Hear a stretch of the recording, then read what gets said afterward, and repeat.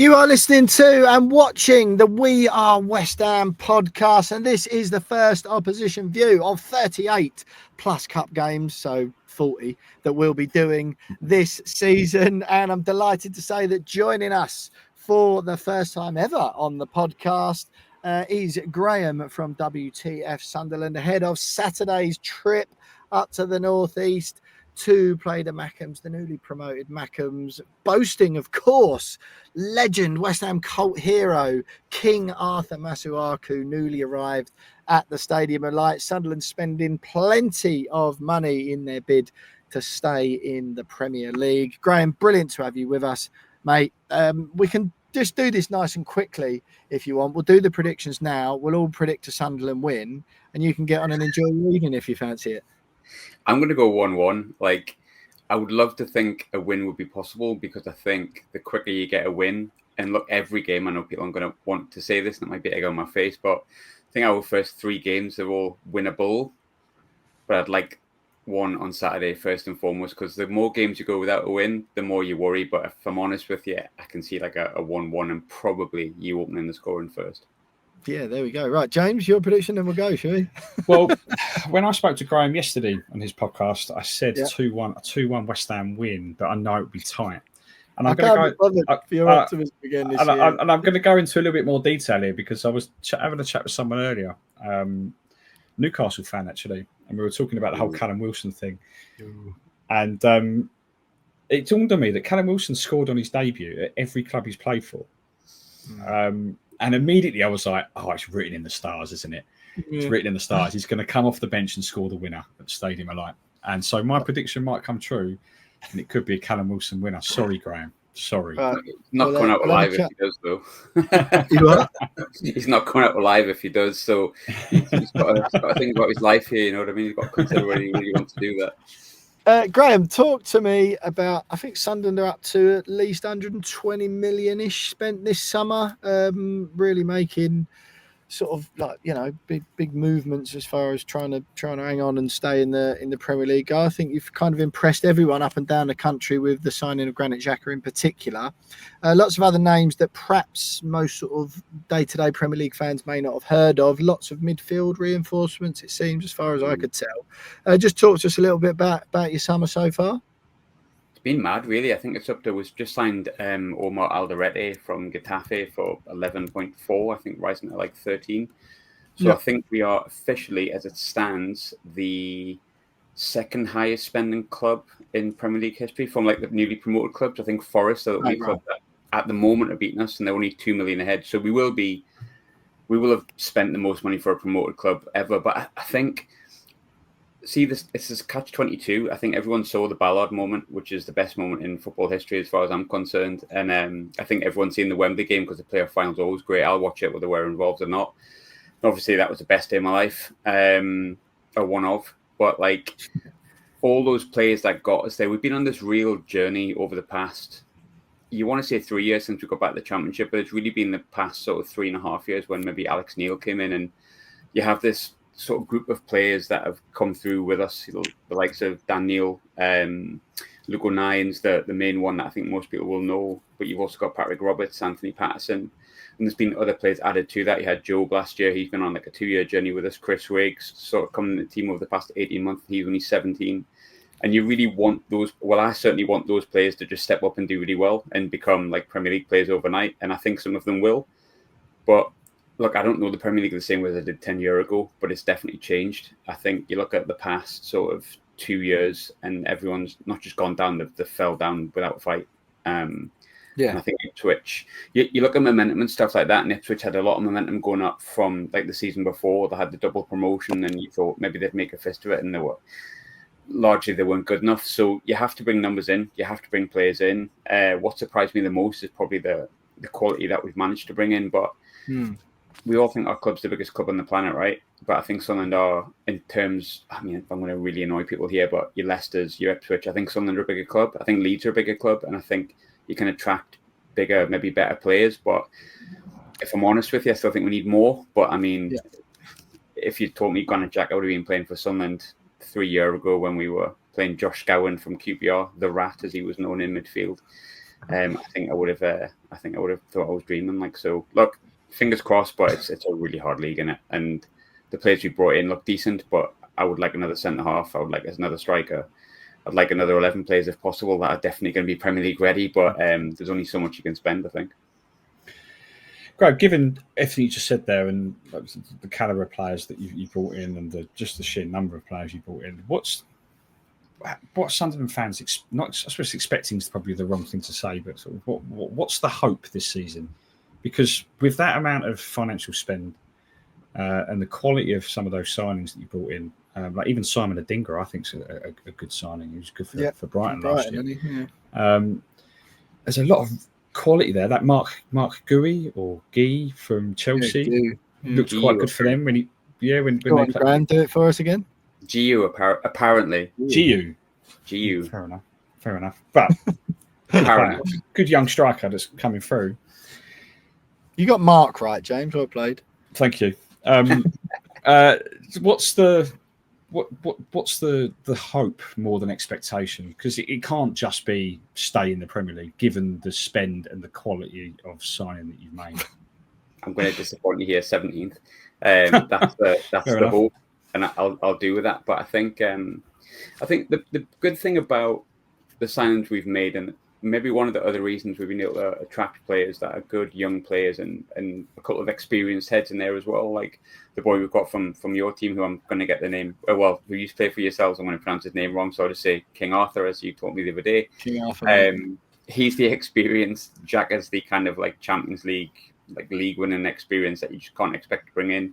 But what we've done over the past, pretty much since Christian Speakman came in halfway through the League One sort of era, and KLD came in, the chairman, he's signed younger players that have a resale value that are going to grow and get bigger and better. And to be honest, there was a point when it really didn't work, and that was mainly because Michael Beale came in the door, but that's a different podcast for a completely different day.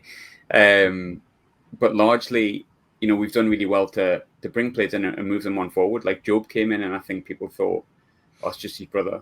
But like Job will end up being like a quality player for England. He's a great player. Just because he's not as good as his brother, that doesn't really matter. But you've got Chris Riggs there as well. But largely, we brought in like young players, like Elijah Mayenders came in, really slow start, couldn't get a game on loan at Hibs, scores at Wembley sort of a year later.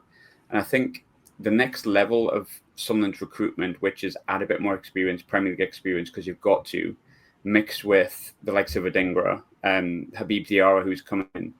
That's like your higher quality younger players that can maybe grow and flourish in the Premier League as opposed to just in the Championship. I think, when we were in the Championship, we brought in Adji Elise, for example, really highly rated at West Ham, couldn't really get in the team.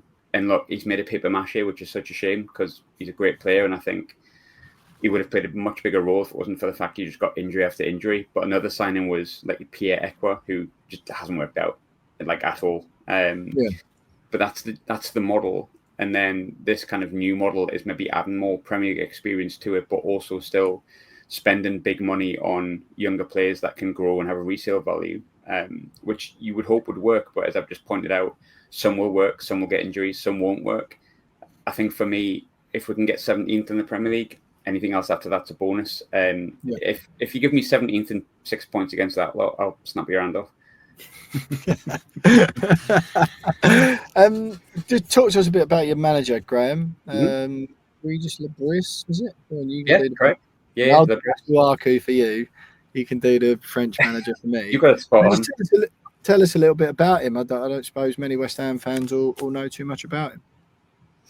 Brilliant. I mean, I love him. I'm a real big fan of him. He's completely different to what I've been used to over the years at Sunderland, to be honest. I think in my lifetime, I'm 40 next year. We've had Ian Reid, Sam Allardyce, Roy Keane, Alex Neil, Mick McCarthy have all had like levels of success at Sunderland. There's names I've missed out there probably. Gustavo Poyet. They've all had one thing. They've all been big, massive characters. Yeah. Regis is a character, but he's like a really chilled out Frenchman that, is smoking cigars half the time. Everything's a challenge. Everything's exciting. Everything's the next step. Everything's one game at a time, a process. But he came in last summer, and to be honest, he came in on the back of a relegation from Lorient, and he's only had 2 years managerial experience before that. So to kind of cut a long story short, Michael Beale came in and just basically wrecked the gaff. as he tends to do quite often. And we kind of like limped to the end of the season, finished 16th, and you were like, oh God. But by the time Beale got sacked, obviously we had an interim manager and Mike Dodds, who's now the manager of Wickham. Up until the day Regis Le Bris got appointed, I think it was exactly 100 days. And 100 days without manager when your club was kind of at the time going nowhere. We just lost to Newcastle in the FA Cup, which I suppose on the grand scheme of it is no great shame considering the difference. But painted all the concourse nicely for him, though, didn't you? Don't even mention it.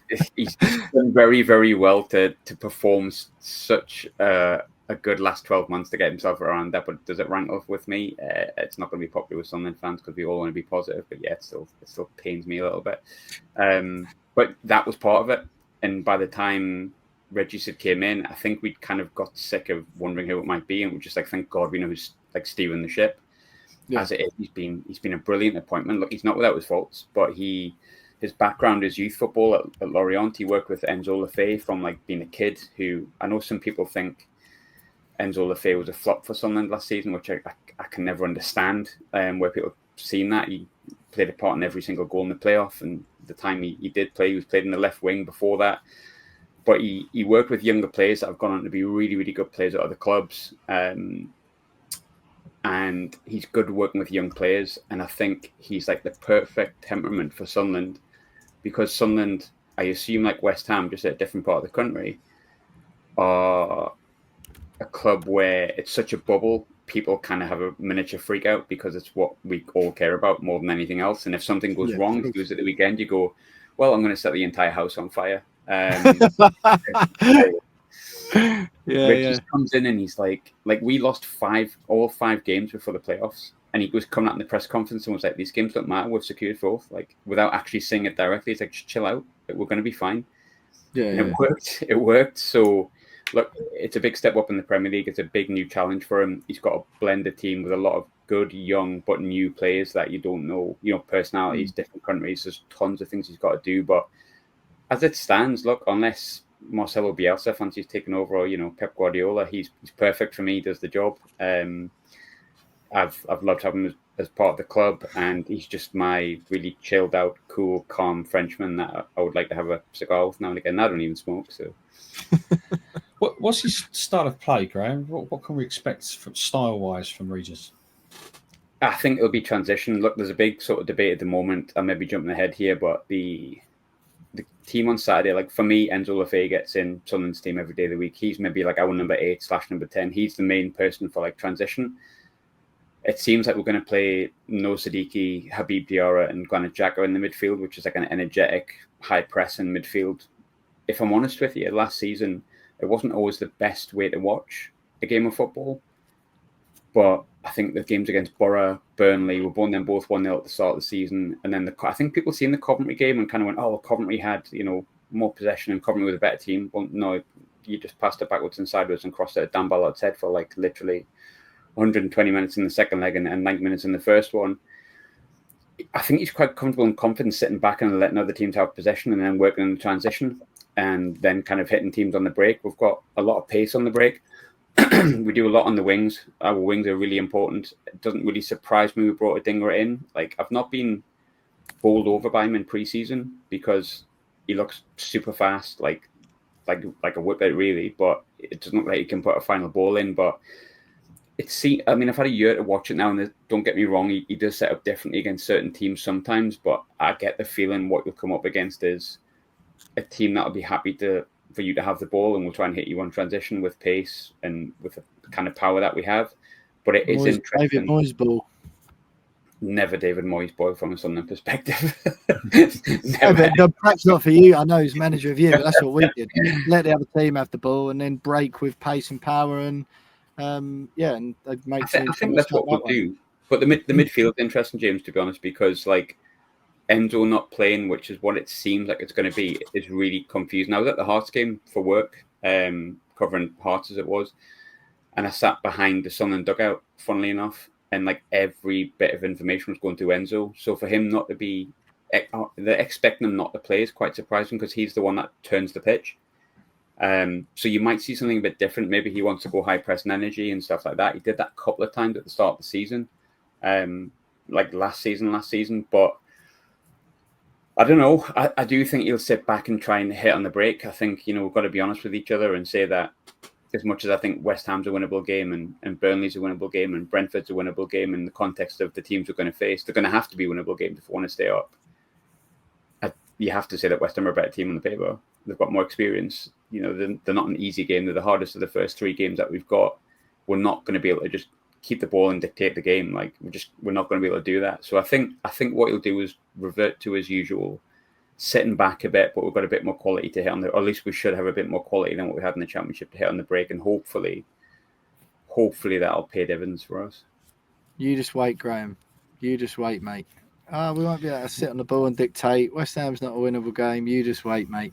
We'll stop being so negative, please. Come on, positive. It's a new season, new opportunities. Come on. Yeah, I know. Yeah, I had my positivity earlier this week on the first show we did. This is the Opposition View, James. This is podcast number 2 of the season. So I'm well into my miserable routine now. Graham, talk to us a little bit about your owners. Let people know who they are, what they've been up to, what they've done since they come in, what the fans think of them. Yeah, I mean, they can't really do too much wrong at the moment. Look, it hasn't been without touching it before. It hasn't been without fault at points, but I think who are they again? Kirill Louis Dreyfus is our sort of major shareholder. So he came in at 24 years old, I think. Yeah. So it's the owners of Marseille back in the day, like when Marseille, like I think sort of 15, 20 years ago, it's his son. I think he's Mam's given the password to the bank account, mind, over the sort of over the summer months, because I've never seen him really spend money like that. But he kind of came in during the League One days, and I think I don't need to explain too much what Stuart Donald and Charlie Methven were, which was the previous incumbents, because there's a Netflix documentary there, which I think people have seen. The Will Grigg situation was kind of where we were at, if people have seen that particular scene, and the PA scene. And then he's kind of came in as like this young, he's French-Swiss, and he's obviously like a billionaire. He's got a lot of cash, but I think we thought when he came in, he was going to come in and just like splash the cash, get us out of League One, and it'll all be sorted a bit like Birmingham did last year, maybe. But he actually had a real plan coming in, and it's been like signing young players. Agilise, Dennis Serkin came in from Spurs in those days. Like there's loads of names that came in, and I think prior to him coming in, it was like you'd get players who were like, we had Alex Pritchard, who I don't know whether you ever saw that, but Pritch did the hammer celebration when he scored against Millwall. Yeah. Very well liked, and look, Pritch is maybe not the best example because Pritch did a good job for us, but he was a player that had lost his way 27, 28 and was brought in on a free transfer. In terms of like the people they started bringing in, they were all under the age of 24. We wouldn't pay a fee for someone over the age of 24. It had to be a freebie. It took a while to sort of work. And then you could say we sort of stumbled on, well, Lee Johnson got sacked after we got beat 6-0 at Bolton. Really, really horrible day. And then Alex Neil came in and got us promoted. We won basically every game more or less to the end of the season, got promoted at Wembley. And since then, and getting back into the Championship, we've been able to again do that model of like maybe better players that would flourish in the Championship. I've used Agi as an example, which is not the greatest example because he hasn't really played that much, but players like Agilise would come in. Ellis Sims came in the first season, and Jack Clark was a player that came in, and they've all gone on to, do a job for us and do well, have resale value and those sort of names. And I think over time, he hasn't really made a mistake since we got up into the Championship, really. But the one mistake he did make was kind of around Christmas time. Mowbray came in after Alex Neil, and Alex Neil went to Stoke. I mean, it was money. It's the only way it can be. Like he played for Hamilton Academical in his career. That was the highest he did. I imagine Stoke threw a load of money at him, and sometimes, management's a short career as well as being a professional career. Yeah, of course. Didn't go down too well, but Mowbray comes in. Mowbray overachieved with us, to be honest. Got us into 6th in our first season with Diallo and all that kind of stuff. And then the following season, it didn't quite work. Through poor recruitment, we went all young players rather than any experience. Like there wasn't any young freebies. And then when we got to that Championship season, he got sacked, I think, in November, and they brought in Michael Beale, and that was like the only real misstep, but it was like a really bad misstep. And when he came in, Beale was just horrendous. Like I could do my own podcast on it. It just didn't work, and it coincided with the whole Newcastle debacle. But he's recovered really, really well. Like I think we all got frustrated by the amount of time it took for him to sign a player, to appoint a manager. We got frustrated by the fact he didn't bring much experience in. But in the summer, he got the right manager for the right team. He did actually add a bit of experience. He added like Alan Brown, who had 10 years at Preston as captain, Simon Moore as the backup goalkeeper. He put players who were 28, 29, 30, 31, all the way up to 34, just one or two of them, dotted about in the dressing room, and the likes of Job improved massively last year. Like, really had to step up.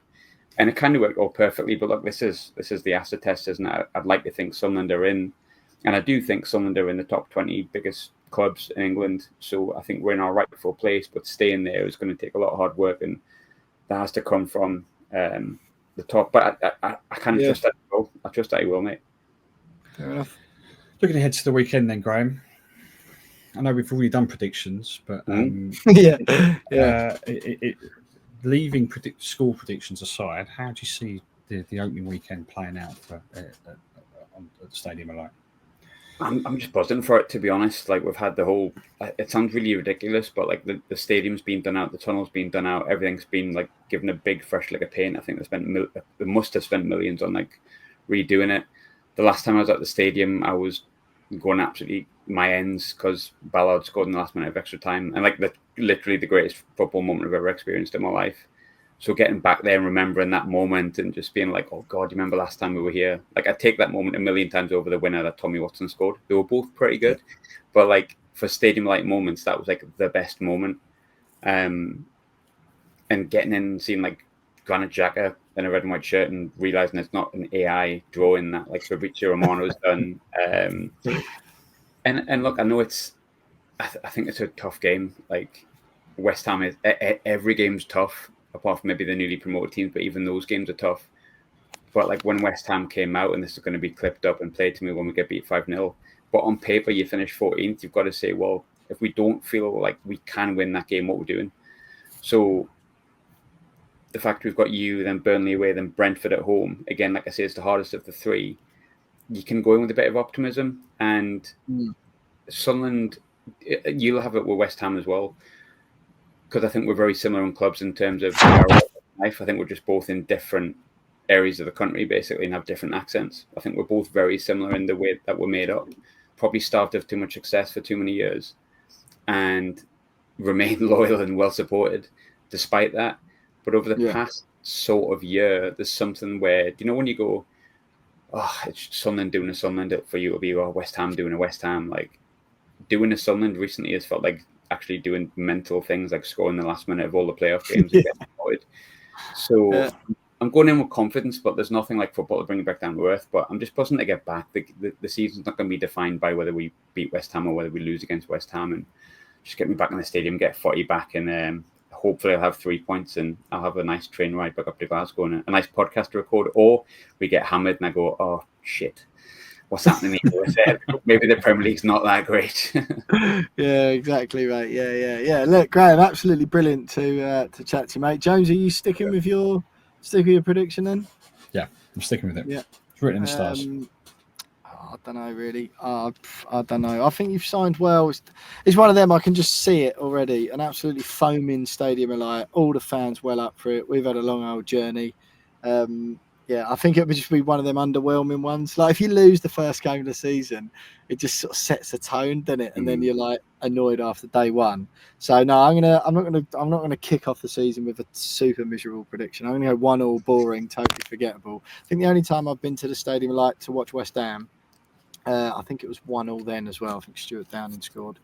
Right up in the God. So look, all the best to all the West Ham fans that are going up there. Graham from WTF Sunderland there. Thanks so much for joining us, mate. I hope you enjoyed the game.